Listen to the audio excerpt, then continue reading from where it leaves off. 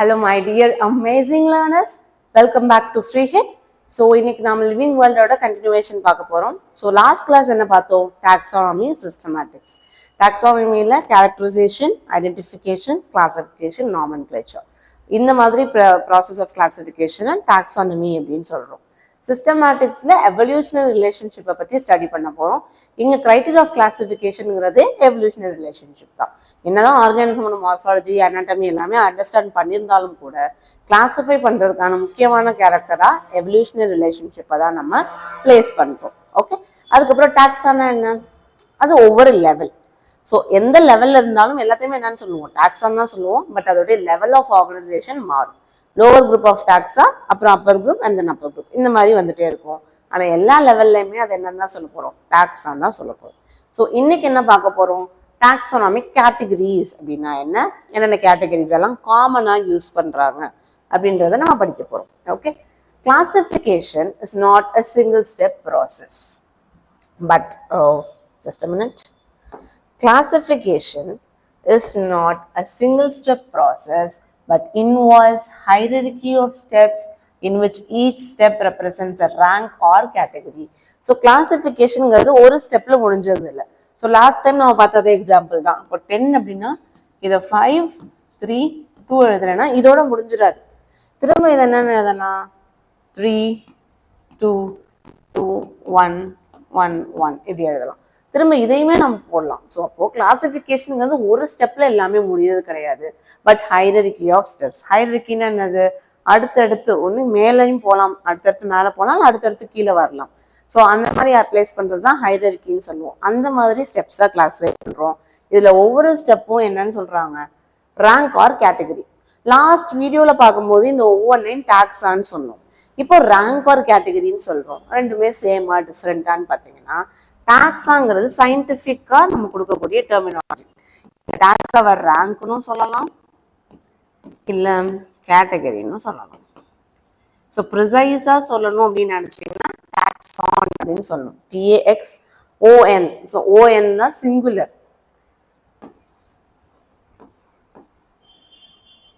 Okay, so சிங்குலரா நம்ம சொல்லணும் அப்படின்னு நினைச்சோம்னா டாக்ஸான், ரேங்க், கேட்டகரி, இதெல்லாமே ஆல்டர்னேட்டிவ் நேம்ஸ், சினோனிம்ஸ் படிப்போம் இல்லையா, அதர் வேர்ட்ஸ், அந்த மாதிரி இதை பிளேஸ் பண்ணலாம்.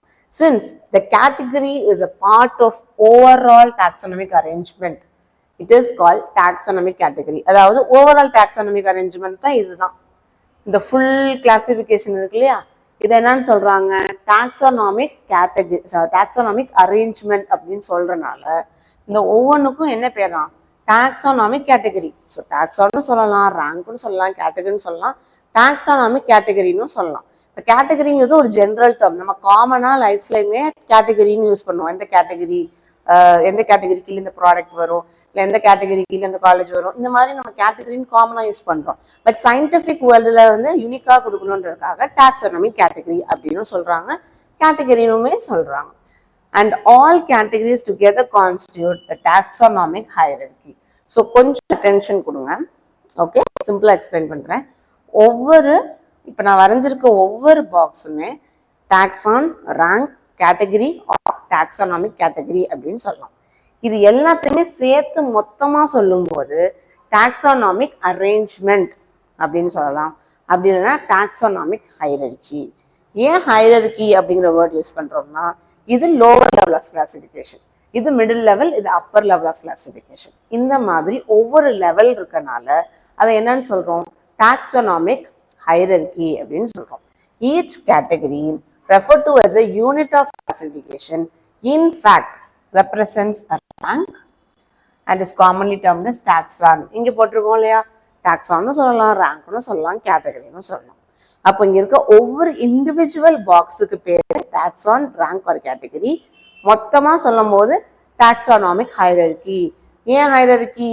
இது lower order, middle order, higher order, அதனால ஹைரர்கிங்கிற வேர்டை யூஸ் பண்றோம். Taxonomic categories and hierarchy can be illustrated by an example. Insects represent a group of organisms sharing common features like 3 pairs of jointed legs. Okay, so insectங்கிறது ஒரு group, insectங்கிறது one of the group. அந்த குரூப்ல இருக்க ஆர்கானிசம்லாம் எப்படி இருக்குமா, எல்லாத்துக்குமே 3 pairs of jointed Lex இருக்கும் அப்படின்னு கொடுத்துருக்காங்க. ஸோ அப்போ எந்தெந்த ஆர்கானிசம்க்குலாம் 3 pair ஆஃப் ஜாயிண்டட் லெக் இருக்கோ அது எல்லாத்தையுமே என்னன்னு சொல்லலாம், இன்செக்ட்ஸ் அப்படின்னு சொல்லலாம். It means that insects are recognizable concrete objects which can be classified and thus were given a rank or category. இப்போ எந்தெந்த ஆர்கானிசம் அனிமல் கிங்டம்ல எதுக்கெல்லாம் 3 pairs ஆஃப் ஜாயிண்டட் லெக் இருக்கோ அது எல்லா ஆர்கானிசமையும் தனியா பிரிச்சு என்ன பண்றோம், இன்செக்ட் அப்படிங்கிற ஒரு டாக்ஸா, ஒரு ரேங்க் ஆர் கேட்டகரி அதுல பிளேஸ் பண்றோம். ஓகே, ஸோ இன்செக்ட் அப்படின்னு ஒரு டாக்ஸா கிரியேட் பண்றோம். இதுக்குள்ள யாரெல்லாம் பிளேஸ் பண்றோம், 3 pairs ஆஃப் ஜாயிண்டட் லெக்ஸ் இருக்கக்கூடிய எல்லா ஆர்கானிசம்ஸ், எல்லா அனிமல்ஸையும் கொண்டு வந்து அந்த இன்செக்டுக்குள்ள போட்டுறோம். Can you name other such group of organism? Remember, groups represent category. So நம்ம உருவாக்குற ஒவ்வொரு குரூப்புமே என்னதான், ஒரு கேட்டகரி தான். அப்போ கேட்டகரி வேற என்ன சொல்லலாம், டாக்ஸான்னு சொல்லலாம், ரேங்க்னு சொல்லலாம். ஸோ இது எல்லாமே மாற்றி மாற்றி யூஸ் பண்ணிக்கலாம். ஓகே, ஆல்டர்னேட்டிவ் டெர்மினாலஜிஸ் தான். டாக்ஸான், ரேங்க், கேட்டகரி ஆர் இப்போ என்ன பார்த்தோம், குரூப், இது எல்லாமே ஆல்டர்னேட்டிவ் நேம்ஸ் தான். Category further denotes rank. So கேட்டகரினாலும் ரேங்கை தான் மீன் பண்ணுது, ரேங்க்குங்கிறது டாக்ஸானை மீன் பண்ணுது. In fact represents unit of classification. இப்போ நம்ம சொன்ன எல்லாமே என்னதான், கிளாசிஃபிகேஷனோட யூனிட் தான். டாக்ஸான், ரேங்க், கேட்டகரி, குரூப், இது எல்லாமே கிளாசிஃபிகேஷனோட one of the unit. Okay, these taxonomic categories or groups are distinct biological entities and not merely morphological aggregates. அதாவது இப்போ எஸ் இங்க சொல்லியிருக்காங்க 3 pairs ஆஃப் ஜாயிண்டட் லெக்ஸ் இருக்க எல்லாமே என்னதான், இன்செக்ட்ஸ் தான். பட் இந்த ஒரே ஒரு மார்ஃபாலஜிக்கல் ஃபீச்சரை மட்டும் வச்சு எல்லா ஆர்கானிசமையும் இன்செக்ட்ல பிளேஸ் பண்ண முடியாது. நம்ம இன்னும் நிறைய கேரக்டர்ஸை படிப்போம், அதோடைய மற்ற ஃபேக்டர்ஸ் லைக் அதோட அனாட்டமி எப்படி இருக்கும், ஃபிசியாலஜி எப்படி இருக்கும், ரீப்ரொடக்ஷன் எப்படி இருக்கும், அது என்ன மாதிரி என்வாயன்மெண்ட்ல வாழும், இந்த மாதிரி நிறைய ஃபேக்டர்ஸை நம்ம கண்டிப்பாக ஸ்டடி பண்ணுவோம். அப்படி மொத்தமாக எல்லா கேரக்டர்ஸையும் ஸ்டடி பண்ணுறதுனால இன்செக்ட் அப்படிங்கிறது ஒரு டிஸ்டிங்க்ட் பயாலஜிக்கல் என்டிட்டிஸ். அதாவது ஒரு இன்செக்ட் கூட வேற எந்த குரூப்பாலையும் மேட் பண்ண முடியாது. ஸோ இன்செக்ட்டுங்கிறது ஒரு தனி குரூப் ஆஃப் ஆர்கானிசம். ஓகே, அது ஒரு தனி பயாலஜிக்கல் என்டிட்டி, ஒரு மார்ஃபாலஜிக்கல் அக்ரிகேட் கிடையாது. அதாவது வெறும் மார்ஃபாலஜி பார்க்க வெளியே எப்படி இருக்குன்றதை மட்டும் வச்சு கிளாஸிஃபை பண்ண ஒரு குரூப் கிடையாது. அது ஒரு பயாலஜிக்கல் என்டிட்டி ஒரு பயாலஜிக்கலி யூனிக் குரூப் அப்படிங்கிறத இங்க மீன் பண்றாங்க. Taxonomical studies. Give me a minute, I'll just remove.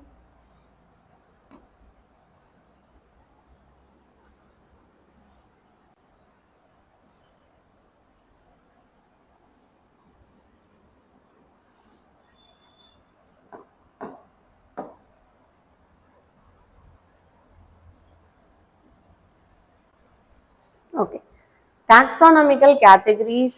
So taxonomical studies of all known organisms have led to the development of common categories such as kingdom, phylum or division for plants. So classification பண்ணும்போது animal kingdom classificationல phylum அப்படின்னு use பண்ணுவோம். இதே plant classify பண்ணும்போது division use பண்ணுவோம். அந்த terminology மட்டும் பார்த்துக்கணும். அதுக்கப்புறம் class, order, family, genus and species. So இதை ஞாபகம் வச்சுக்கிறதுக்கு ஒரு ஈஸியான நிமோனிக், காமன்லி நான் யூஸ் பண்ணுற நிமோனிக்கை I share with you. So there are several mnemonics, இதை ஞாபகம் வச்சுக்க. ஸோ எது உங்களுக்கு ஈஸியாக ஞாபகம் வச்சுக்க முடியுது அப்படியோ அதை நீங்கள் ஃபாலோ பண்ணிக்கலாம். Okay, so the one I prefer is kids. Prefer கிட்ஸ்க்கு பொதுவாக என்ன பிடிக்கும், candy over what, fried green salad. So salad சாப்பிட்றத விட குழந்தைங்களுக்கு என்ன பிடிக்கும், கேண்டி சாப்பிட பிடிக்கும். So why I have put this like that? K stands for kingdom, P stands for phylum, C stands for class, O for order, F for family, G for genus and S for species. அங்கே இருக்க ஆர்டரை நம்ம ஈஸியாக ஞாபகம் வச்சுக்கலாம். So kids prefer candy over fried green salad. So this is one good mnemonic இது ஈஸியாக ஞாபகம் வச்சுக்க. All organisms. ஸோ இப்போ சிம்பிளாக என்ன சொல்லலாம், இந்த ஒன்றுமே என்னது ரெப்ரசென்ட் பண்ணும், டாக்ஸானாமிக் கேட்டகரி, டாக்ஸான் இல்லை ரேங்க்கு அப்படி இல்லை வெறும் கேட்டகரி, அதை ரெஃபர் பண்ணும். மொத்தமாக எல்லாத்தையுமே சொல்லும் போது என்னன்னு சொல்லுவோம், டாக்ஸானாமிக் ஹைரர்கி அப்படின்னு மீன் பண்ணுவோம். All organisms including those in the plant and animal kingdoms have species as the lowest category. So முன்னாடியே சொன்னோம் எல்லாமே கேட்டகரி, ஆனால் அதோடைய லெவல் மாறும் இல்லையா, கண்டிப்பாக லெவல் மாறும் இல்லை, ஒரே லெவலில் எல்லாமே வைக்க முடியாது. அப்போ லோவஸ்ட் கேட்டகரியில் யார் இருக்கா, ஸ்பீஷிஸ் இருக்கு. ஹையஸ்ட் கேட்டகரியில் கிங்டம் இருக்கு. மற்றது எல்லாமே intermediate category. Now the question you may ask is how to place an organism in various category. Okay, இப்போ நான் இன்செக்ட் பார்த்தோம் இல்லையா, 3 pairs of jointed legs. இப்போ அந்த இன்செக்ட் இதுல எங்க வைக்கிறது, கிங்டமா, ஃபைலமா, கிளாஸா, ஆர்டரா, எந்த இடத்துல வைப்பீங்க அப்படிங்கிற கொஸ்டின் கண்டிப்பா எல்லாத்துக்கும் வரும்ல. The basic requirement is the knowledge of characters of an individual or group of organism. So அந்த இண்டிவிஜுவல் இல்லைன்னா அந்த இன்செக்ட்ங்கிற குரூப்புக்கு இருக்கக்கூடிய கேரக்டர்ஸ், அந்த கேரக்டரை வச்சுதான் நம்ம என்ன சொல்லலாம், இவ்வளோ பெரிய சிஸ்டம்ல எந்த இடத்துல அந்த குரூப் ஃபிட்டன் ஆகும் அப்படிங்கிறத கண்டுபிடிக்க முடியும். This helps in identifying similarities and dissimilarities among the individuals of the same kind of organism as well as of other kinds of organism. So இந்த இருக்க எல்லா அனிமல்ஸையும் இந்த மாதிரி கிளாஸிஃபை பண்றது மூலயமா நம்மளால என்ன கண்டுபிடிக்க முடியும், ஒரு குரூப் ஆஃப் அனிமலுக்கும் இன்னொரு குரூப் ஆஃப் அனிமலுக்கும் இருக்கக்கூடிய சிமிலாரிட்டிஸ், ஒற்றுமைகள், டிசிமிலாரிட்டிஸ், வேற்றுமை. ஸோ ரெண்டுக்கும் இருக்கக்கூடிய சிமிலாரிட்டி ஒரே மாதிரி இருக்கா இல்லை வேற வேற மாதிரி இருக்கா அப்படிங்கிறத இப்படி கிளாஸிஃபை பண்ணும்போது ஈஸியாக கண்டுபிடிக்கலாம். ஓகே, நெக்ஸ்ட் ஃபர்ஸ்ட் டாக்ஸானாமிக் குரூப் நம்ம படிக்க போகிறோம்.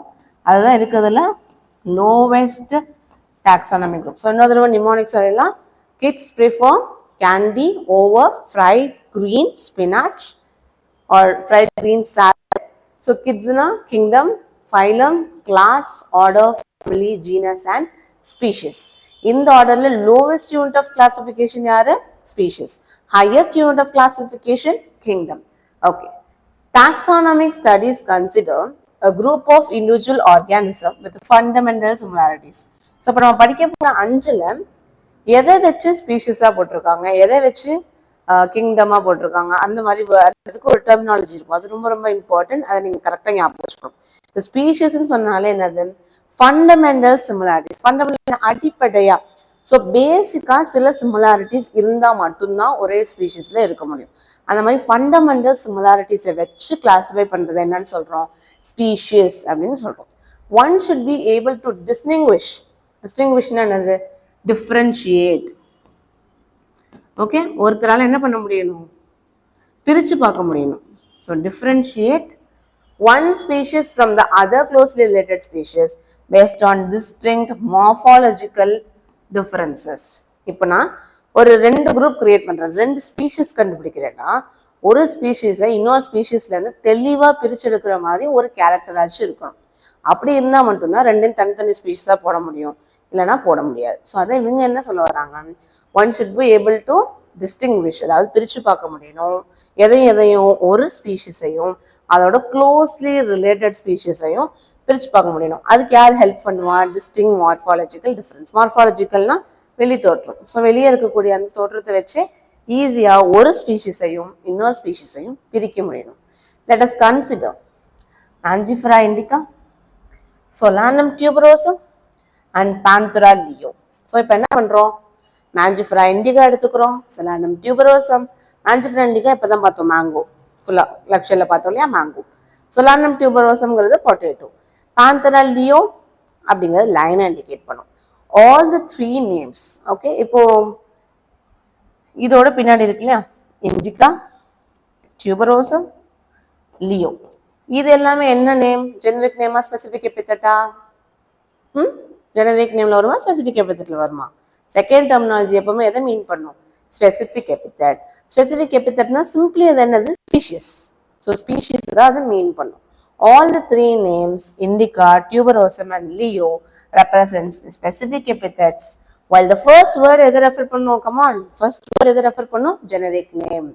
Second terminology, specific epithet ஐயும், ஃபர்ஸ்ட் டெர்மினாலஜி ஃபர்ஸ்ட் டேர்ம் எதை ரெஃபர் பண்ணும், ஜெனரிக் நேமையும் மீன் பண்ணும். represent another higher level of taxon or category. So நம்ம சொல்லிட்டோம் ஸ்பீஷிஸ் தான் லோவஸ்ட். ஸோ ஸ்பீஷிஸ் எங்க இருக்கும், இங்க இருக்கும். அப்போ அடுத்தது கிரீன்ங்கிறதுல ஜீனஸ் இருக்கு. அப்போ இதோட அது ஹையர் கேட்டகரி. அதுதான் இங்க சொல்லியிருக்கோம், higher level of taxon or category. Okay, so இதை ரிமூவ் பண்ணிட்டு அடுத்த எக்ஸ்பிளைன் பண்றேன்.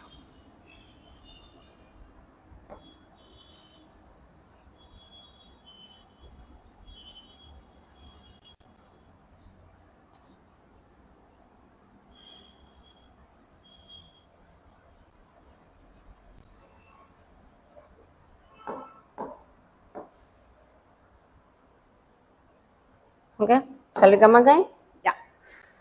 So, enga vittom inga represent another higher level of category. Each genus, ஒவ்வொரு ஜீனஸுமே நிறைய ஸ்பெசிஃபிக் எபித்தட் இருக்கலாம். ஏன்னா எப்படி வருது, ஜீனஸ் இங்க இருக்கு, ஸ்பீஷிஸ் இங்க இருக்கா. ஸோ இதுதான் ஹையர், இது லோவர். அப்போ ஒரே ஜீனஸ்ல எப்படி இருக்கலாம், நிறைய ஸ்பீஷிஸால இருக்க முடியும்.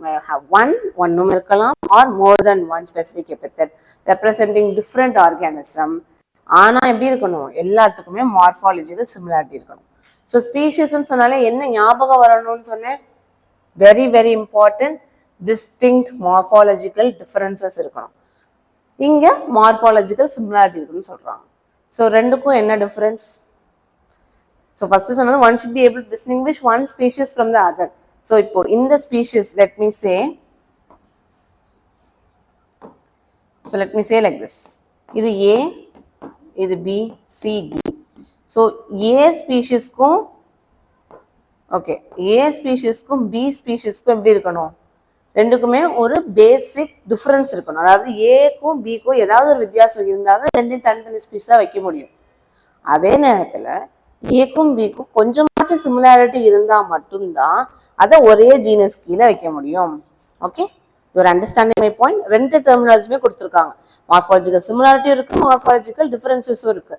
அப்போ எப்படி ஸ்பீஷஸை கிளாஸிஃபை பண்ணலாம் அப்படின்னு கொஸ்டின் வந்தால், ஏக்கும் பிக்கும் கண்டிப்பா ஏதாவது ஒரு பேசிக் டிஃபரன்ஸ் இருந்தாதான் ரெண்டையும் தனித்தனி ஸ்பீஷஸா பிரிக்க முடியும். ஆன் த அதர் ஹேண்ட் ஏதாவது கொஞ்சம் சிமிலாரிட்டியாவது இருந்தா மட்டும்தான் அதை ஒரே ஜீனஸ் கீழே பிளேஸ் பண்ண முடியும். அதை தான் இங்க சொல்ல வரும். ஃபார் எக்ஸாம்பிள், பாந்தரா லியோ பார்த்தோம், அதுல இன்னொரு ஸ்பெசிபிக் எபித்தட் இருக்கு, அதுக்கு பேர் என்னது, டைகரஸ். ஸோ பாந்தரா அப்படிங்கிற ஜீனஸ் கீழே என்ன இருக்குமா, லியோங்கிற ஸ்பீஷஸும் இருக்கும், டைகரிஸ் அப்படிங்கிற ஸ்பீஷஸும் இருக்கும். அதே மாதிரி சொல்லாம் நம்ம பார்க்கலாம். ஸோ பாந்தரால லியோ இருக்கும், டைகரிஸ் இருக்கும். லியோங்கிறது லைனை குறிக்கும், டைகரஸ்ங்கிறது டைகர் குறிக்கும்.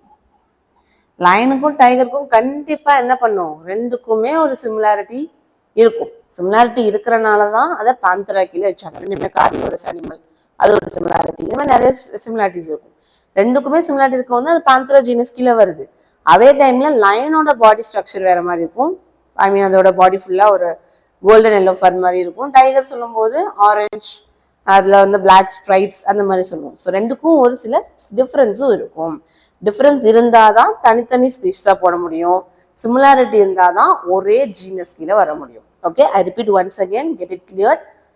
ரெண்டு ஸ்பீஷஸ்க்கு நடுவில் ஏதாவது ஒரு டிஃப்ரென்ஸ் இருந்தால் தான் தனித்தனி ஸ்பீஷஸாக வைக்க முடியும். அதே நேரத்தில் கொஞ்சமாவது சிமிலாரிட்டி இருந்தால் தான் ஒரே ஜீனஸ் கடியில் வர முடியும். Okay, so keep that in mind.